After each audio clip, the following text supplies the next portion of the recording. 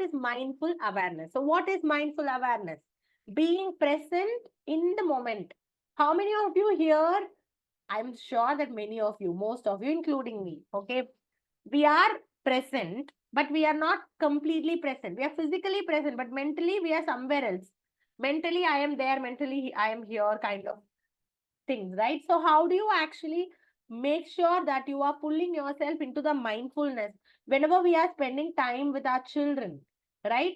We are, especially when you are in the phone. Oh my God, this is the worst thing ever.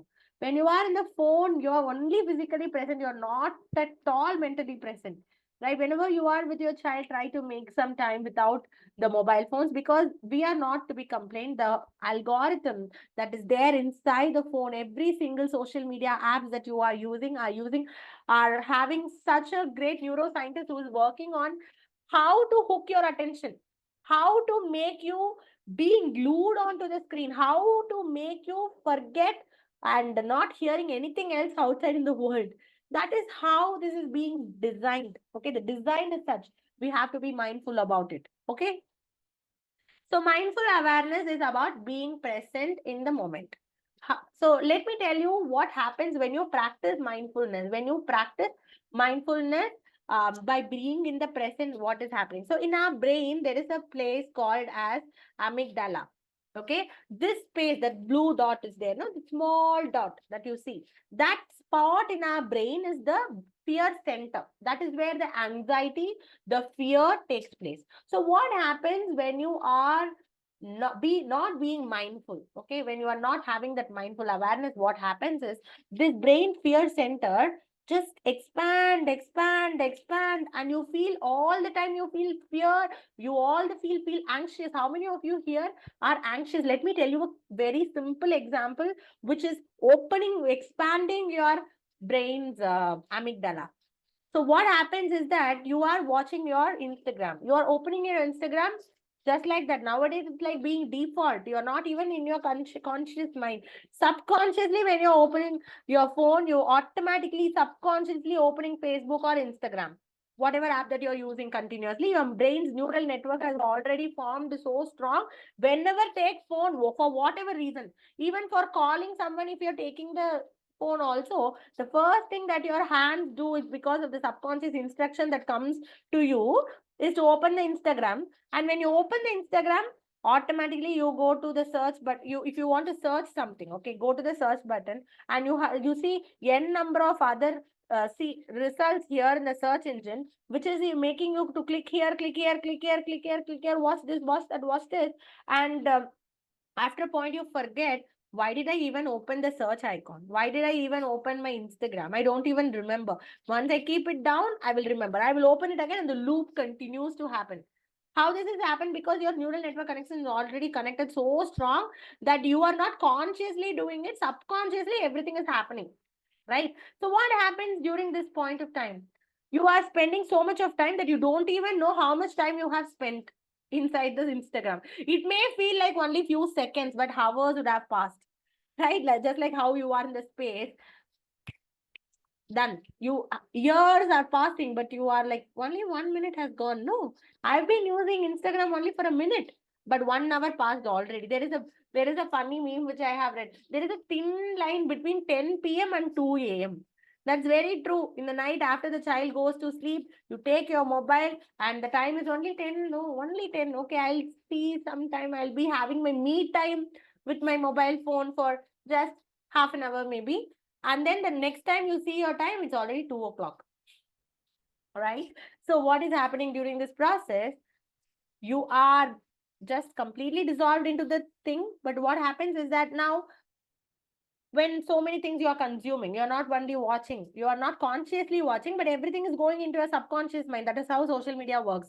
So all these information that you are consuming, if I ask you, what were you seeing for 3 hours last night in Instagram? You don't remember a bit, because none of these things went into your conscious mind where you are analytically thinking. Everything is being tugged into your subconscious mind. But what happens, since it's going into your subconscious, it's affecting your daily lifestyle. Every day when you wake up and every day when you go to sleep, you will be having a feeling of guilt because of the content that you might have consumed. You don't even know what content you consumed. You would have put like, you would not have put like, you were just scrolling through it. But what happened, whatever thing that you are seeing in your Instagram is actually going into your subconscious mind. And whenever you are seeing a child, you are having something expected from them, because you saw a child of 4 years old doing this and that, and you're seeing your 4 years old just simply sitting, and you are getting anxious. You are seeing some of the activities that is being set up by a parent, and you see you so pumped up, you feel like I want to do the same thing, and you go and try to do something. On the first step itself you are failing, you are not able to do, and the anxiety comes and kick in. Oh my god, I can't do this. I can tell thousands of examples for this. So what happens during this process is amygdala. Your brain's amygdala is becoming expanding, and your fear and anxiety and fear about the future, fear about your child, everything starts to kick in. The second is your prefrontal cortex. Now, these are the things which I have multiple times told about your child's brain. Now I'm showing you guys your brain. Excuse me. So your prefrontal cortex is where your higher brain functions happens. Okay, all the decision making, your attention span, and your emotional regulation, these things happens in your prefrontal cortex. Okay, so what happens when you are using mindfulness, when you are being mindful, you will be able to reduce the size of amygdala, which is this fear center. When you are being so mindful, when you're using the tools of mindfulness, you will be able to reduce the size of the amygdala, so you are less anxious, less fearful. And what happens when you're doing the mindfulness? You are increasing the activities and thickness of the prefrontal cortex. When your thickness of the prefrontal cortex is increased, you will be very much good in decision making. You will be very good in attention span. You are very good in emotional regulation. Now, many of the HPO parents, now you can relate how your child is showing such an empathy, how your child's focus and attention span is being increased with whole brain acceleration. Because what we are doing in whole brain acceleration is, this is what we are doing. I'm not telling you you are using mindfulness, but all our activities are a form of mindfulness, and it is increasing the thickness of your child's prefrontal cortex. That is why you see your child's attention span is getting increased. Your child's emotional regulation skills are amazing. Right? So many people ask me how flashcards and whole brain acceleration is going to help the child with emotional regulation. This is how it is. Right? So now it's time for you to work on your prefrontal cortex. Nowadays, I'm seeing that the parents' attention span is very less than their child's. True, right? Very true, right? How many of you can relate yourself or your partner with this?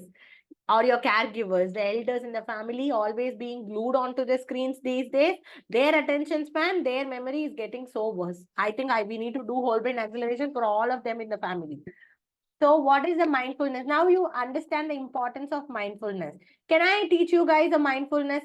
So this is what mindfulness parents can feel. You will not feel much stressful, and you will be, you will have a better relationship with your children because you are present during the moment, and you will have improved emotional regulation. You are having the better parenting practices, and you have increased empathy towards your child, towards other people, towards yourself.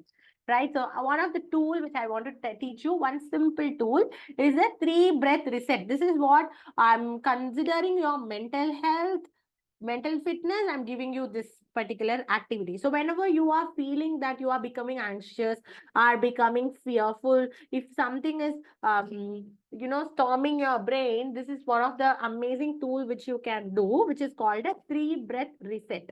How do you do this? Is this way. When you're inhaling, say to yourself, I am calm. And when you're exhaling, say to yourself, I am here. Okay, just take a screenshot if you want, or take notes in your notebook, write it down so that it goes to your subconscious mind. Screenshot also doesn't go. If you have photographic memory, that's fine. I doubt so much about it. So write it down so that you are hands-on done and it's going into your subconscious. Let's do this multiple times so that your neural network connections are built up with you. Next time when you are feeling anxious, when you are feeling like you're losing out your calm, do this. 3 breath reset. Do this for 3 times. Just 3 times. Okay, let's do this together once.